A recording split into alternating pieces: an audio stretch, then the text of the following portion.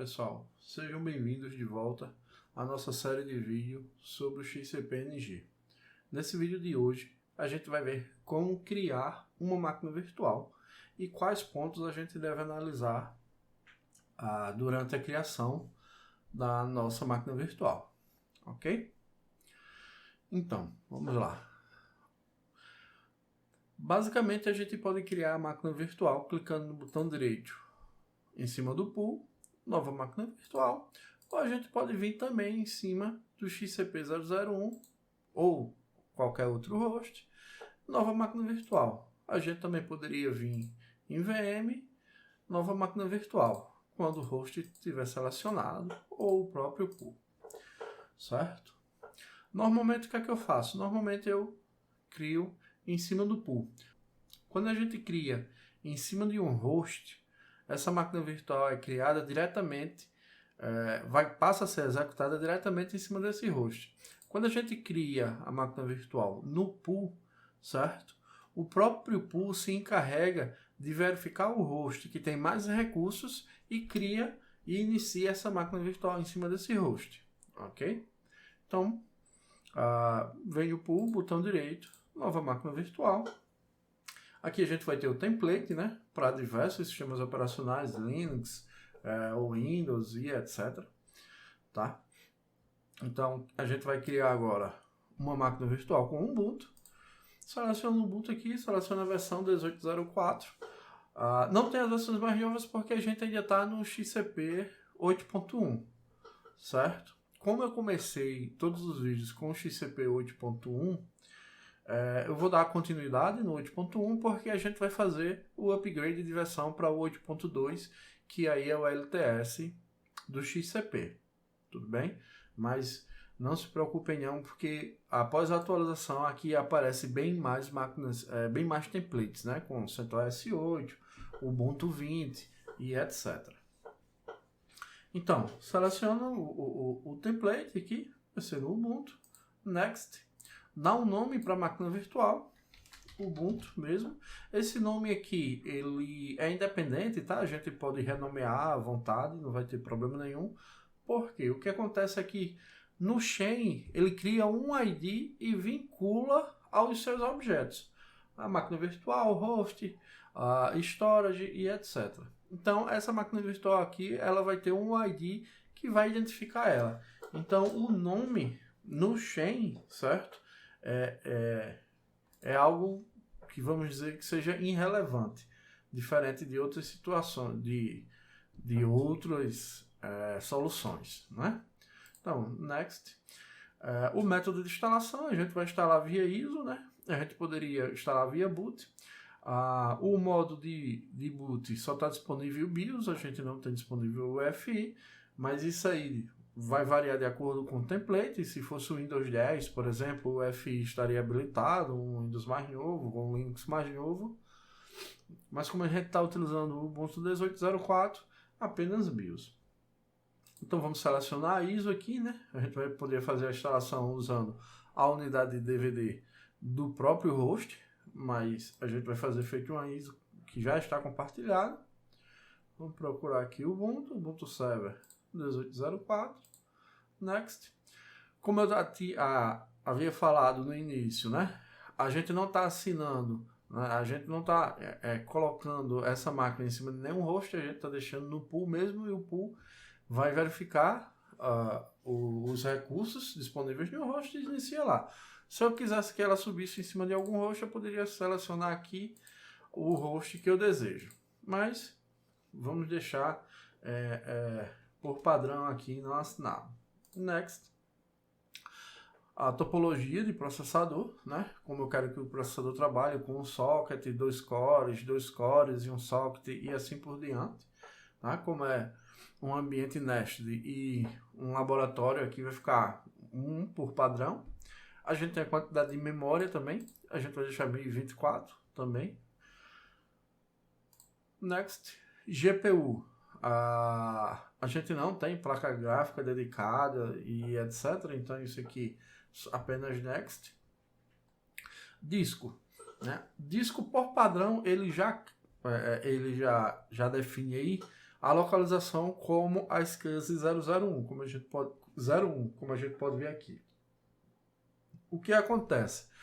Como esse storage 01 está definido por padrão, ele já coloca aqui 01. Mas se a gente alterasse aqui esse storage padrão, por exemplo, setasse aqui 02 como default, né? Ele teria mostrado aí 02. Isso é irrelevante, porque a gente pode vir aqui em editar e selecionar o disco que a gente quiser, né? A gente pode colocar no storage que a gente quiser, nos discos locais ou no compartilhamento NFS. A gente pode alterar o tamanho do disco aqui. Por padrão, vamos deixar 10 GB mesmo. Aqui é o nome do disco, tá? Ele coloca aí automaticamente o nome da máquina virtual seguido de um 0 ou 1 se tiver mais de um disco e sucessivamente. Por padrão, eu tenho um padrão meio mesmo, que eu sempre deixo o nome da máquina virtual underline 1 para o primeiro disco e em descrição eu coloco disco 01 do servidor Ubuntu. Isso ajuda na hora da identificação e até mesmo para um possível problema eu saber a ordem dos devices, ou seja, a ordem dos discos que a minha máquina virtual tem, tá? Então, ok. Se eu quisesse adicionar um novo disco, eu poderia vir aqui e adicionar, né? A opção de deletar na criação da máquina virtual aqui, ela não aparece, não fica habilitada. Então, next. A interface de rede, né? Em qual a minha interface virtual vai utilizar qual rede. Então, por padrão, também está setado lá como essa interface de máquinas virtuais como a interface padrão. Se eu quisesse utilizar outra interface, eu poderia editar e selecionar outras redes aqui. A gente pode também setar um MAC manualmente, né? Um MAC address. Por padrão, a gente deixa ele gerar automaticamente e gerenciar isso para a gente. E a gente também poderia ter um QoS, ou seja, se minha interface é 10 GB, né, minha interface física, em vez de minha máquina virtual rodar a 10 GB, eu quero que ela rode aqui a 1 GB. Então eu poderia vir aqui e aplicar esse QoS diretamente à placa de rede. Essa placa de rede virtual. Não é o caso da gente, certo? Cancelar. A gente pode adicionar novas placas de rede ou a gente pode deletar também essa placa de rede, ok? Next. E aqui está o overview da máquina virtual, certo? De todas as configurações que a gente fez.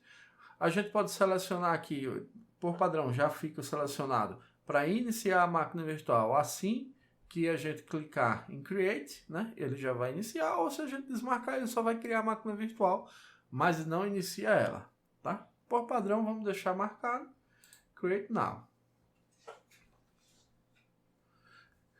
Aqui a gente vê o status. Se a gente vê em notificações, a gente consegue ver exatamente o que está acontecendo naquele momento, né? Criando a máquina virtual e agora está iniciando. Se a gente voltar aqui, ó, a máquina virtual da gente já foi criada e subiu em cima do host XCP02. Ok? Clicando em cima da máquina virtual aqui, a gente vai ter diversas opções. A gente vai ter um overview geral aqui, né?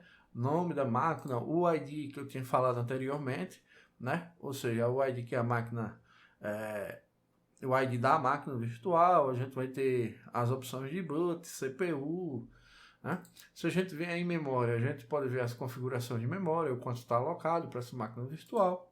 Vindo em storage, a gente pode ver que no drive de DVD está utilizando a ISO, né? Do Ubuntu Server 18, e aqui o disco que a gente está utilizando naquele momento. Aquele disco que a gente criou junto com a máquina de 10 GB. Eu posso vir adicionar um novo disco, né, a essa máquina virtual. Eu posso atachar um disco, ou seja, pegar um disco que já existe e colocar nessa máquina virtual. Eu posso desativar o disco, eu posso mover o disco, né? Posso pegar esse disco e mover. Atualmente ele está no SCSI 01, por exemplo. Se eu quisesse mover para o SCSI 00, selecionava o SCSI 00 e mover. Eu posso fazer um detach, né? Ou seja, tirar o disco daquela máquina virtual sem deletar o disco. Eu posso ter o delete, né? E tem propriedades, as propriedades do disco. Algumas opções estão desativadas porque o disco está em uso no momento. Em rede, a gente vê aqui as configurações de rede, o número do device é o device 0. A gente tem um MAC que foi atribuído a essa máquina virtual. Em limite, a gente não aplicou nenhum QoS. Em network, ela está utilizando a rede máquinas virtuais. E IP address, ele está como canal e a interface está ativa. Isso aqui, depois que a gente instalar os drives convidados, que eu vou mostrar num vídeo mais à frente, automaticamente ele começa a mostrar aqui o endereço IPv4 e IPv6 se tiver em uso, se a máquina virtual estiver usando IPv6. A gente pode vir adicionar, né, uma nova interface, remover e etc. Console é o console de instalação, né, como se a gente tivesse um monitor na frente da gente. Em performance, a gente vai ter alguns dados sobre a performance da nossa máquina virtual, CPU, memória, rede e disco, né? A gente pode criar novos gráficos. Mais uma vez, a memória não aparece aqui, a performance de memória, porque a gente não tem os drives convidados instalados, que seria ali o XCP-NG VMTools. A gente vai fazer essa instalação mais à frente. Aqui ele já começa a gerar os gráficos para a gente, e se a gente observar, tem um ícone verde que informa que foi quando a máquina virtual iniciou. Se a gente desligar essa máquina, vai aparecer um ícone vermelho informando também quando foi que essa máquina virtual desligou. Ok? Se a gente vier aqui em snapshots, a gente vai ter a exibição dos snapshots referentes a essa máquina virtual, né? Tem a possibilidade de tirar um snapshot e etc. A gente vê mais à frente. Em Search, a gente consegue fazer algumas pesquisas no ambiente como um todo. Ok? Então, vindo em console, a gente vai à instalação. Ok?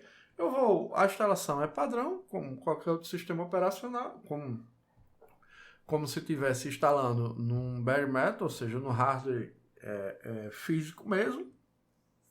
Né? Então não tem mistérios. Eu vou só adiantar aí o vídeo para a gente já ver o Ubuntu instalado. Pronto, pessoal. Como podem ver, o Ubuntu instalado. Eu vou criar mais duas máquinas virtuais. Uma com CentOS e outra com Windows, tá? Para a gente poder fazer os nossos próximos laboratórios. Mas para o vídeo não ficar muito grande, entendeu? A gente faz isso aí à parte. Você pode fazer no seu ambiente e eu faço aqui posteriormente, ok? Eu espero que curtam e compartilhem o canal, tá bem? Obrigado, até o próximo vídeo, onde a gente vai ver a parte do gerenciamento dessas máquinas virtuais. Até a próxima.